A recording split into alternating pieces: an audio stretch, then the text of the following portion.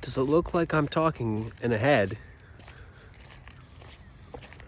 So, in this video I wanted to say, we're gonna look at the best songs that came out last year. This is an old video that I shot back in December when this was an appropriate time to make a video like this. And now you're just getting it because lucky you. The songs. Now these are different. These are different than the albums of the year. So the albums of the year, those are more like completed works and projects where you can kind of like listen from start to finish and be like, that was pretty good. These songs, they could be like maybe from that album or like from other albums that weren't nominated, but were just on repeat for me, really made me think, just stuck with me. There was something about them. There was some charm in these songs that just made me want to keep listening to them. And I'm going to tell you what they are right now. 10, DJ Lucas 20 and G. So good people bleeping around on the street, this is what I do. If you want this weed, it's 20 and G, this shit ain't new. Okay, I feel like if you're going to get into DJ Lucas, I'd start there maybe. Because this has a lot of different aspects of what makes DJ Lucas great, in my opinion. You have solid production, solid rapping, interesting singing on here, and the lyrics are kind of thought-provoking and funny too at times.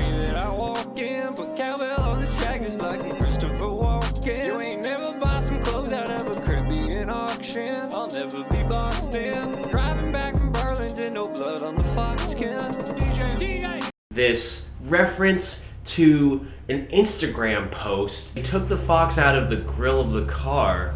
It remained unscathed. I mean, it had died. Yeah, there's like a tale about that, an excerpt about that in this song. And it's also about selling weed, so, you know, it's my number 10.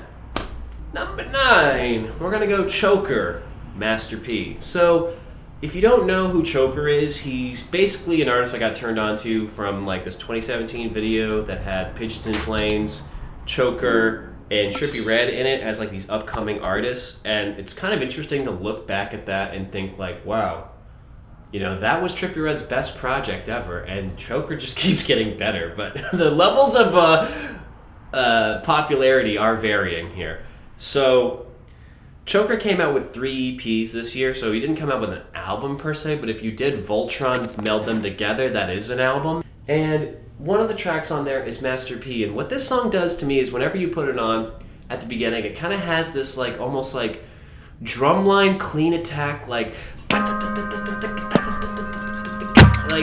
of like that always just kind of subtly gets me hyped. Like I could just be like sitting down somewhere and then I could just hear that song come on and be like,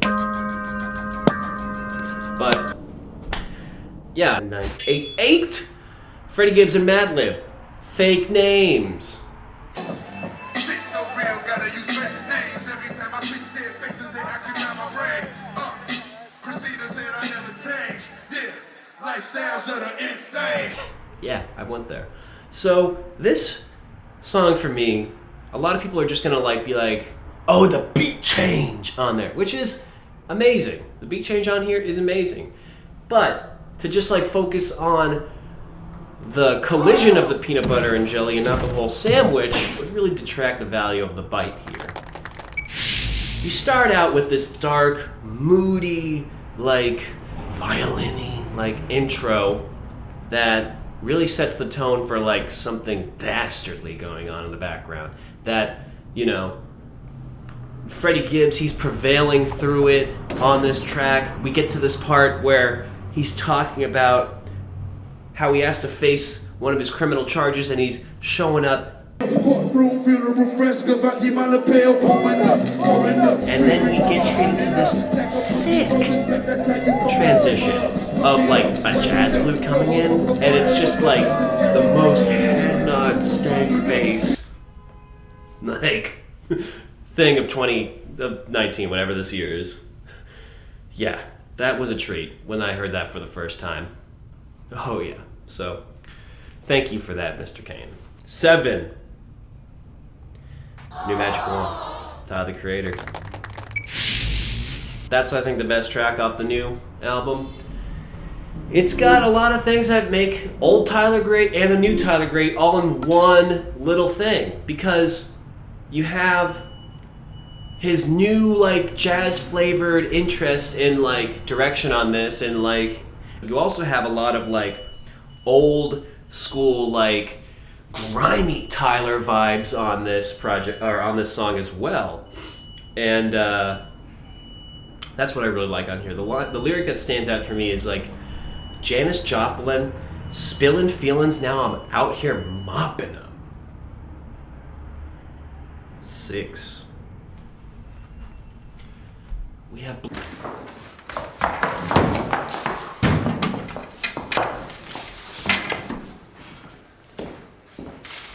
Benzo. Duh.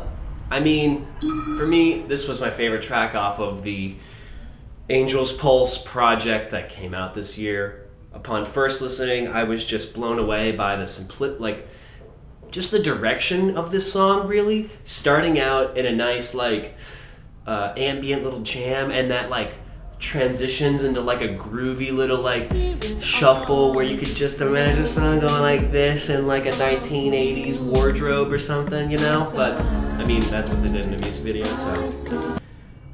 And plus, I like the lyrics there, like 5. East by Earl Sweatshirt. So, this song is like if Earl he got like Ralph on the phone from Ed, Edd n Eddy and was like, can you make me a beat? And Ralph came through and made East. Now, I don't know what any of the lyrics are to this song, but a song, if you just listen to the beat, you'll know why this is top 5. You might think it's annoying and like nails on a chalkboard and overly repetitious and all these things, but really I think that's actually what makes it a great song, because it just pushes the listener into like this, like, it's really just a pretty great novelty track that made it into my top 5. So there you have it. So now we're on to number 4. Number 4. JPG Mafia's Jesus Forgive Me, I Am a Thought. What can I say about this track? Starts out like you're at a JPG Mafia concert. A piece of glass shattering, crowd screaming, there's chaos, the friggin' you think you know me tag coming in. And then we're treated with, Peggy coming in, and the instrumental that comes on is sort of this, like, how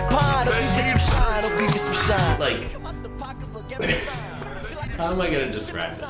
It has like a vibe right there, and he's floating on the beat a little bit, and then when it comes to like the pre-chorus, we get a hard JPG Mafia. These different flavors that you're gonna come to expect when listening to Peggy, are all visible on this track. Like, that's amazing. And then comes right into like this interesting, provocative, controversial auto-tune delivery about keeping someone's... Is it pussy cold or pussy close? Show me how to keep my pussy closed. Oh, all right. Yeah,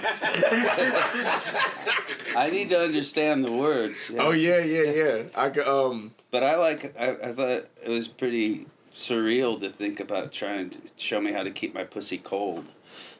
I was like, I never even heard of that. Is that a thing?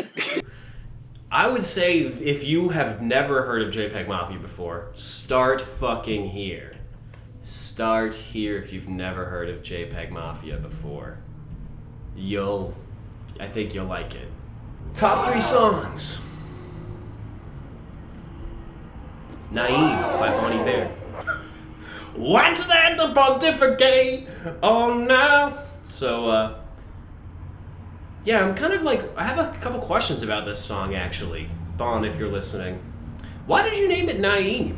I mean, I saw you for the Big Red Machine tour, and you had this guy, Naeem, who I'd never heard of, open up for you, and he was friggin' amazing. He killed it.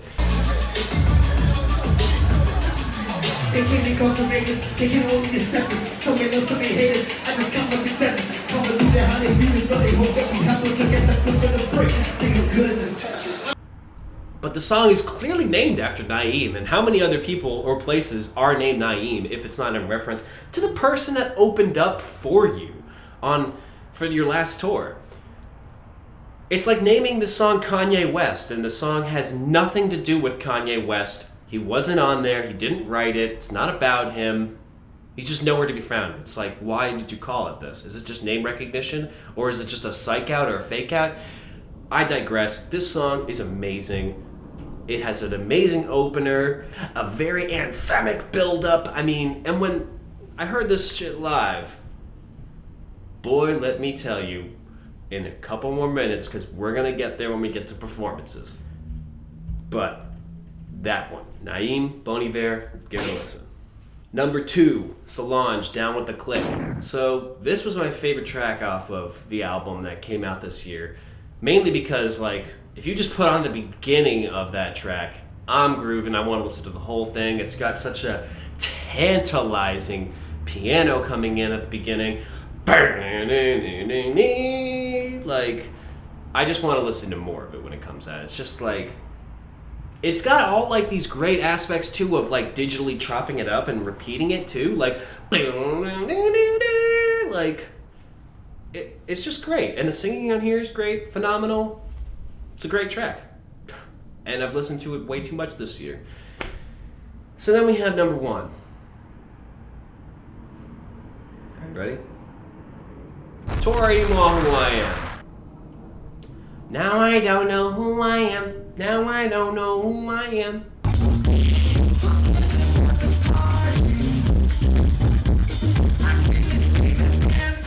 This is what I'm talking about when it's like, he has an album about being stressed out, being a young person in this time, but also just letting loose is on this record, you know? Like, leave all that shit at the door. We're here to see the band play. We don't give a shit about your party. What? We had to pay $15 to get in? I'm here to see the band play.